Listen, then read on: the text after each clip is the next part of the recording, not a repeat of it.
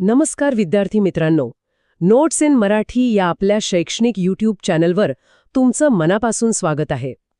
आज आपण एका खूप महत्त्वाच्या विषयावर बोलणार आहोत, पर्यावरण आणि आपण. आपल्यासमोर जी माहिती आहे त्यात रेल्वे, बस, कारखान्यांचे चित्र दिसतात, म्हणजे विकास दिसतो. पण याचा पर्यावरणावर काय परिणाम होतोय? चला, याचाच आज सखोल आढावा घेऊया. अगदी बरोबर. आणि याची गरज आहे कारण मानवी लोकसंख्या सुमारे 600 कोटींच्या घरात पोचली आहे. आणि या वाढत्या गरजा पूर्ण करण्यासाठी माणूस जमीन आणि नैसर्गिक साधनसंपत्तीचा प्रचंड वापर करतोय. आणि त्याचेच परिणाम आपण आज बघणार आहोत. हो. तर मग सुरुवात करूया विकासाच्या पहिल्या पायरीपासून, जंगलतोड. म्हणजे बघा, शेती करायची आहे, वसाहती उभारायच्या आहेत, उद्योगधंदे, रस्ते, लोहमार्ग या सगळ्यासाठी जमीन लागते. हो. आणि ही जमीन येते कुठून? तर जंगलं तोडून. पण जंगलं म्हणजे फक्त झाडं नाहीत, बरोबर? अगदी नाही. जंगले म्हणजे अनेक प्राण्यांचं घर आहे. अस्वल, हरिण, माकड, हत्ती, वाढ कितीतरी प्राणी तिथे राहतात. म्हणजे जंगलतोड झाली की त्यांचं घरच नाहीसं होतं.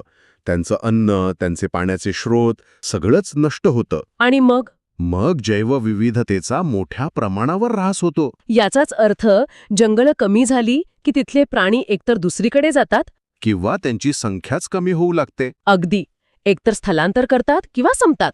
जंगलतोडीसोबतच आणखी एक मोठी समस्या म्हणजे प्रदूषण.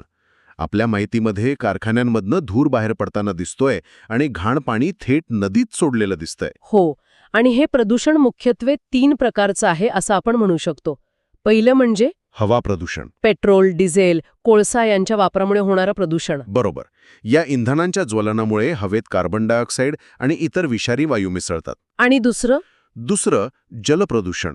कारखान्यांमधलं सांडपाणी, शेतीतली रासायनिक खतं, कीटकनाशकं. हे सगळं पाण्यासोबत वाहून नद्यांमध्ये पोहोचतं. हो. आणि त्यामुळे आपले जलस्रोत प्रदूषित होतात. पाणी जेव्हा जमिनीत मुरतं तेव्हा जमीन हळूहळू नापीक बनायला लागते. म्हणजे बघा, ह्या सगळ्याचा परिणाम तिथल्या वनस्पती आणि प्राण्यांवर होतो. त्यांची संख्या कमी होते. आणि काही जीव तर म्हणजे कायमचे नामशेष होतात. ही खूपच गंभीर गोष्ट आहे. म्हणजे बघा, एका बाजूला आपण झाडं तोडतोय जी कार्बन डायऑक्साईड शोषून घेतात. हो. आणि दुसऱ्या बाजूला प्रदूषणामुळे त्याचं प्रमाण आणखी वाढवतोय. अगदी. आणि यामुळे काय होतंय तर पृथ्वीचं तापमान वाढतंय. ग्लोबल वॉर्मिंग ही तर एक जागतिक समस्या आहे. हो. आणि याशिवाय पर्यावरणातील अन्नसाखळी पूर्णपणे विस्कळीत होते. अन्नसाखळी म्हणजे कसं? साधं उदाहरण घ्या. वनस्पतींवर कीटक जगतात. कीटकांना पक्षी खातात. बरोबर. ही एक साखळी आहे. यातील एक जरी घटक म्हणजे समजा कीटक नाहीसे झाले तर पक्ष्यांवर परिणाम होणार. अगदी. संपूर्ण साखळीवर परिणाम होतो आणि निसर्गाचा तोल बिघडतो. याचं आपल्याकडे काही उदाहरण आहे का? आहे ना. भारतीय चित्ता. हा प्राणी याच असंतुलनामुळे भारतातून पूर्णपणे नामशेष झाला आहे. ही परिस्थिती खरंच खूप गंभीर वाटते. पण यावर काही उपाय आहेत की नाही? निसर्गाला वाचवण्यासाठी काही प्रयत्न केले जात आहेत का? हो, नक्कीच. आंतरराष्ट्रीय स्तरावर कायदे केले जात आहेतच. पण आपल्या देशातही खूप चांगले प्रयत्न होत आहेत. जसं की जैवविविधता उद्याने, राष्ट्रीय उद्याने आणि अभयारण्ये यांची निर्मिती केली जात आहेत. ताडोबा, काझीरंगा ही राष्ट्रीय उद्याने आहेत. आणि राधानगरी हे अभयारण्य आहे. बरोबर. आपल्या माहितीमध्ये महाराष्ट्रातील काही विशेष उदाहरणांबद्दल सांगितलंय? हो. सोलापूर जिल्ह्यातलं नानच, तिथे मालढोक पक्ष्यांसाठी अभयारण्य आहे. मालढोक पक्षी? हो. हा पक्षी त्याच्या डौलदार चालीसाठी खूप प्रसिद्ध आहे. पण शिकारीमुळे त्याची संख्या खूप कमी झाली आहे. म्हणून हे अभयारण्य? हो. त्याला वाचवण्यासाठी. आणि सातारा जिल्ह्यातल्या मायणी तलावाचं उदाहरण आहे, जिथे रोहित पक्षी म्हणजे फ्लेमिंगो येतात. हो. ते सायबेरियातून स्थलांतर करून येतात, हजारो किलोमीटरचा प्रवास करून. कमाल आहे. पण काही वर्षांपूर्वी पाणी कमी झाल्यामुळे त्यांचं येणं थांबलं होतं. अरे रे. पण आता ते ठिकाण अभयारण्य म्हणून घोषित झालं आहे आणि तलावाचं पुनरुज्जीवन केलंय.